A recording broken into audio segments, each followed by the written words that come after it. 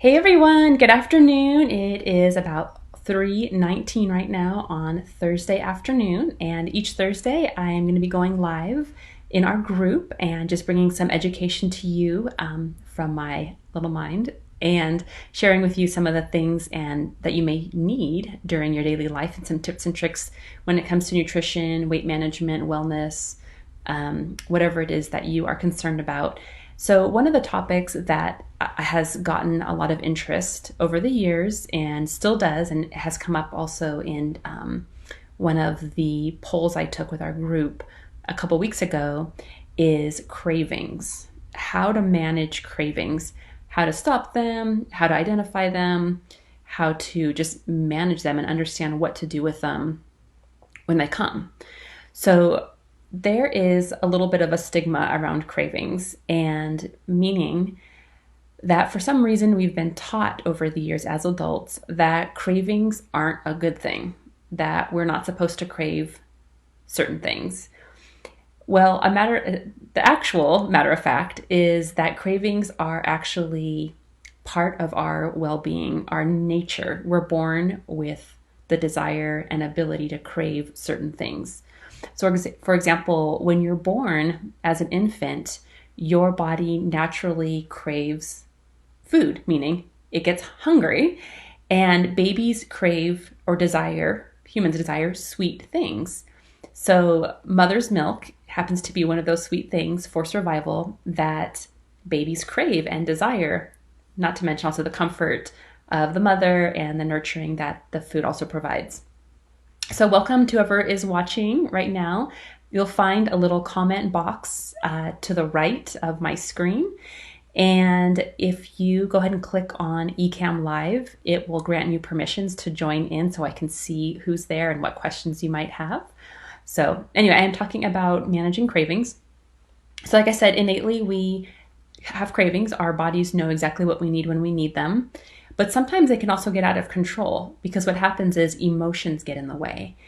And that's when it gets really confusing, when we're not sure if we're actually hungry for something or if we just have a whim craving.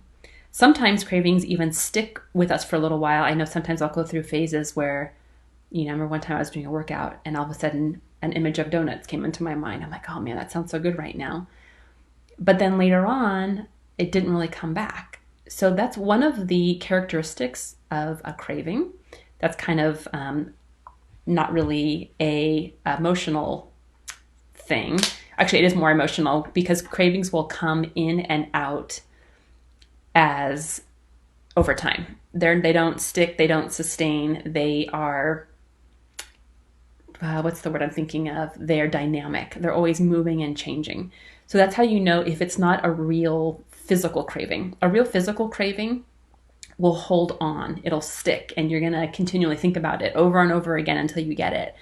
And a lot of times when people think that they're craving something, they think, oh man, I shouldn't be craving this. But what if you are supposed to be craving that? Why don't we give ourselves permission to crave certain foods sometimes? And why is that not okay? And I know, and obviously I know that healthy eating, lots of fruits and vegetables, healthy meats, and whole food are ideal. But once in a while, maybe our bodies need a little something different. Sometimes too, what happens is it can be by mouth. Maybe you're wanting a different taste in your mouth. There's a thing called food monotony in research where people will eat something for a period of time, or just even a meal, like a savory meal, and for some reason you really want something sweet after. Super common. I have the same thing. I'm sure most of you guys do too, but that's called food monotony. And I've told my clients in the past, if that does happen and you're not necessarily hungry, but you want a little something sweet, that's okay. You can have a little something sweet as long as you're eating mindfully. You're really tasting the food, enjoying it, and getting all the savoring it all and really enjoying the food. So there's no need to be afraid of cravings. However, sometimes though, we might feel that it's getting a little out of control. Like the cravings that we're having and we're acknowledging, we're just not feeling well anymore. The food that's coming into our body, it's processed, sugary, whatever it happens to be. If it's not whole food, our bodies really crave and desire whole food, actually. But if there's cravings that are outside of that, you're going to find that you're not feeling well. You're going to feel tired, sluggish, bloated. Your skin, hair, and nails won't be feeling so good. You'll just feel off, maybe a little bit of brain fog too. So you want to make sure too that you are really listening to that, being mindful of what you are eating and what you are conditioning yourself to do. Because what happens is the foods that we eat regularly happen to be the foods that we crave most often. So if you're eating a lot of whole food, you're going to crave more whole food. But if you're eating a lot of processed, sugary, salty type things, you're going to crave some of those. So you just listen to your body and see which of those foods feels best for you in that moment. Hey, Teresa. So you just really, it's super important to be mindful, to really be aware and intuitive of what it is that your body needs and how you feel with those particular foods. So like I was talking about, our innate nature is to eat when we're hungry, stop when we're satisfied, and listen to our bodies for what types of foods it needs at what time. So also too, with cravings, you could also really be craving something in particular. And that's something like sugar, let's say like chocolate. So let's say you're really craving chocolate on a regular basis. So the need for chocolate can be a sign of a magnesium deficiency. And magnesium deficiencies are so easy to come across because magnesium is depleted in so many ways. It's depleted with stress. It's depleted with high sugar intake. It's depleted with physical stress, like if you're exercising regularly, or your body's just tired and stressed, you're going to lose magnesium easier even when you get sick. So it's really important to keep your magnesium levels up, because lack of magnesium causes muscle cramping, spasms, joint aches, and fatigue. So if you think about it, when you are taking an Epsom salt bath, that bath is actually magnesium. So you're actually putting magnesium through your skin into your muscles, which is actually the best way to get magnesium in, through your muscles and through your skin into your muscles and in your body to circulate and help to repair and restore any deficiencies that are there. So welcome, whoever's here. If you are joining us right now, if you click on eCam Live, you will find the link there to click and join in the conversation. So anyhow, where was I? Okay, so let's talk about ways to stop cravings, or at least manage them. So the first thing you want to do is halt, HALT. Stop and check in with yourself. Check in to see if you are hungry. Let's add a 2 to this. If you're too hungry, if you're too angry, if you're too lonely, or if you're too tired. Those particular things are common when it comes to doing things, how was I going to say, kind of knee-jerk. If you're just going to do something impulsively, you want to stop yourself, because a lot of times the reason why you want to do something impulsively, whether it's buying something online impulsively that you saw that was really cute all of a sudden, but really never planned for, or if you're, looking at some food, maybe you're, smelling pizza driving down the street or down the hall, and you're like, oh man, that sounds really good. Are you really hungry? So you want to check in with yourself. Check in to see, am I hungry? Am I angry? Am I feeling lonely? Or am I just really tired? Do I need to rest? So you can use that as your check mark, your way to check in with yourself and see if maybe you're not really hungry, that maybe you have other emotions that need to be taken care of.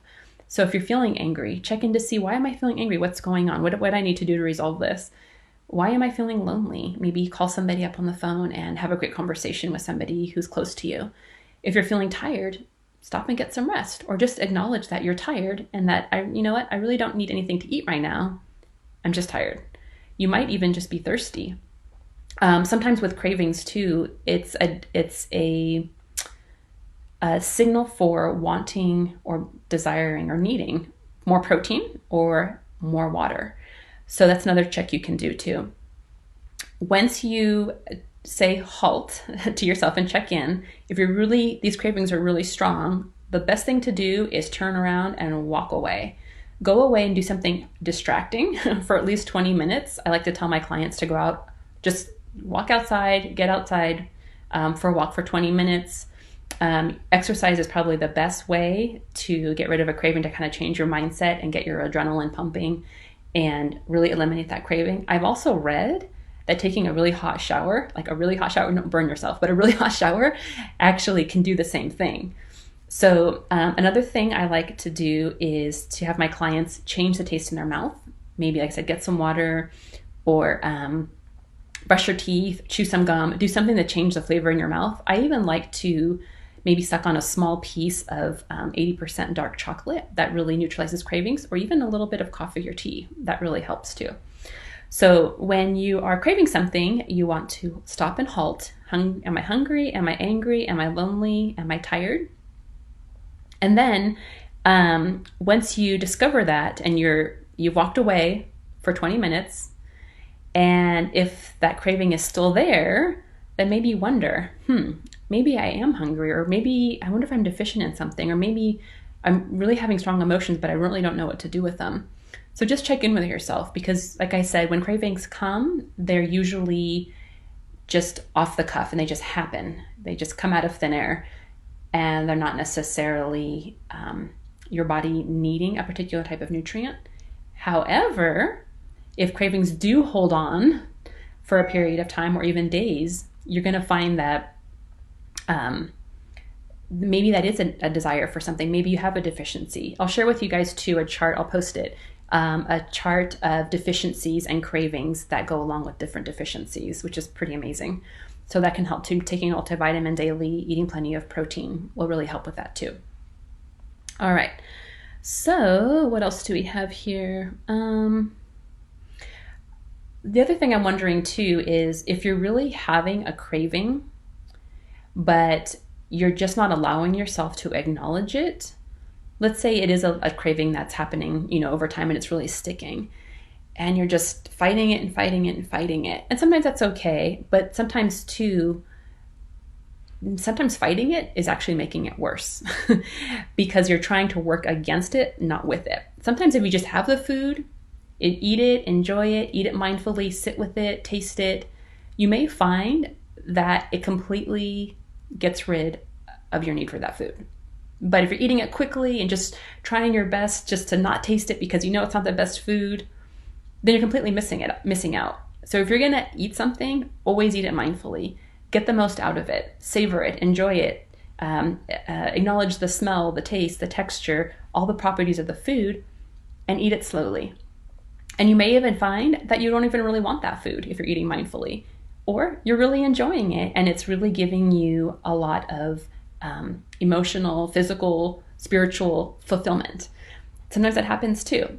So just be really aware of what's going on and understanding the difference between an emotional craving and a physical craving, and what to do with those when they come across. So like I said, when you experience a craving that's just random and pops up, then stop and halt. Are you too hungry? Are you too angry? Are you too lonely? Are you too tired? What is it that's coming up for you?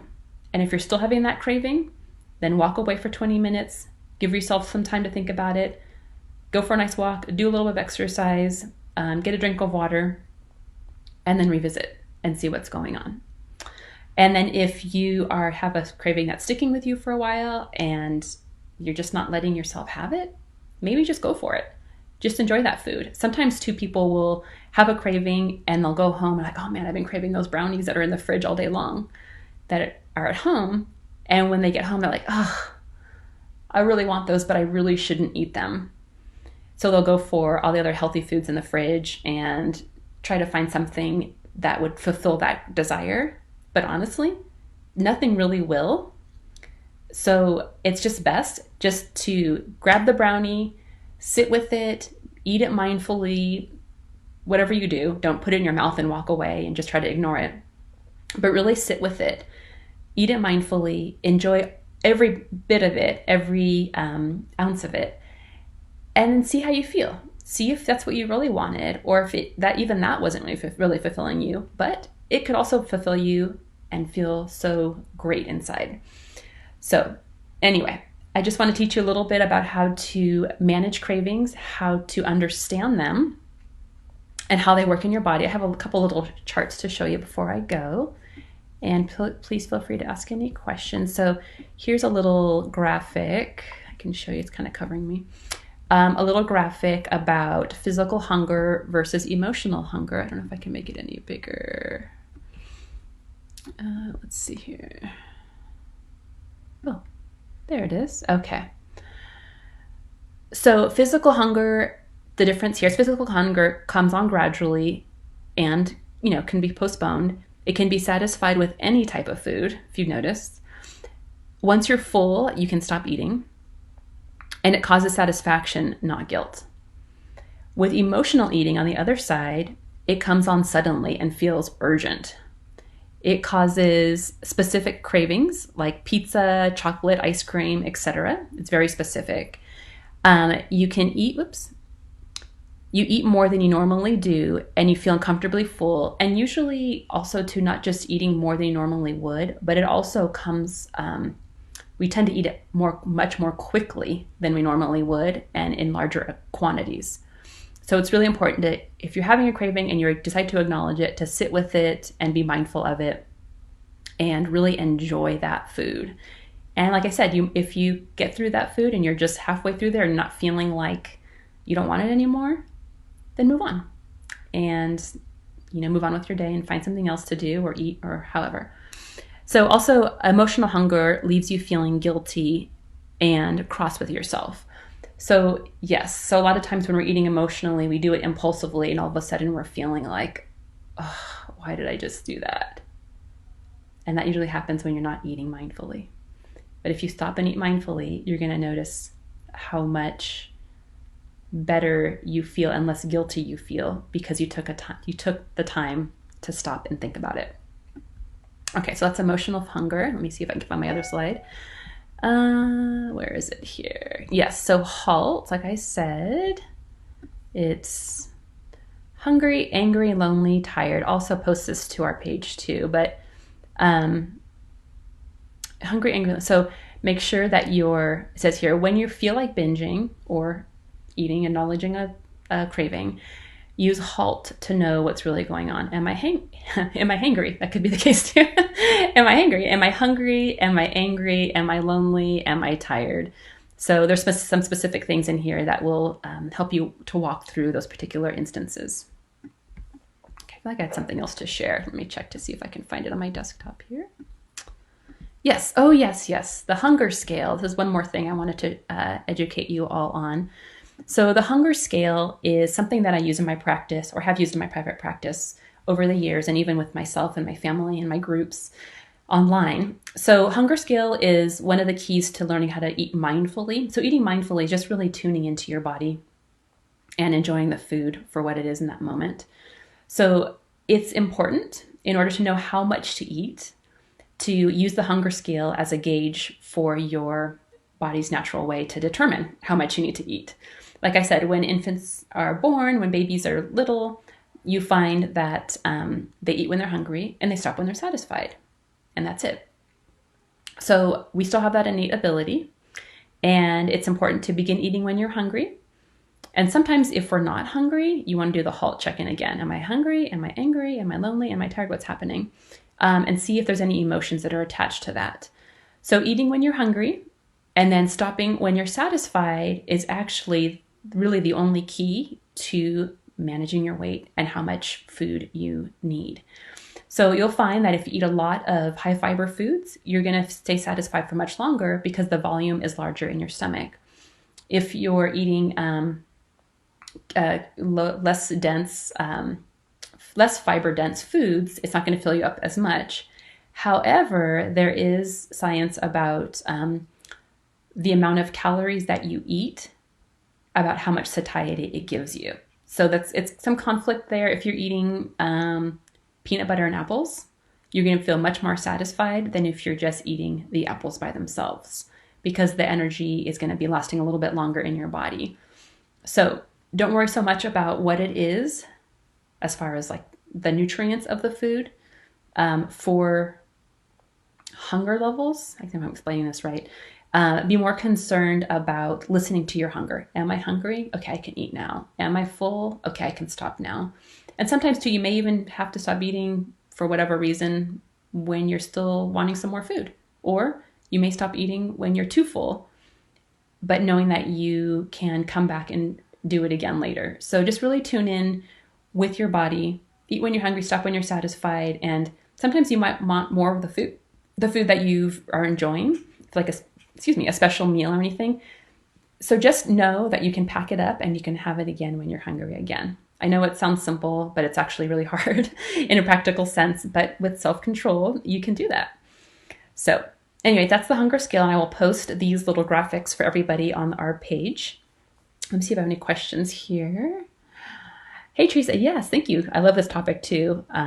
It's something that is common. A lot of people have questions about understanding. And Layana, I know this is unrelated, but do you serve blue marlin and salmon for a low purine diet? Oh, I'll have to message you about that one. So anyhow, if you have any questions for me, feel free, and you're watching this video recorded, not live, feel free to comment below this video with any of your questions for me regarding that or any concerns that you might have. I am here to help you. I love educating and I love helping people who have questions. So have a fantastic day, and I will see you all next Thursday. Bye.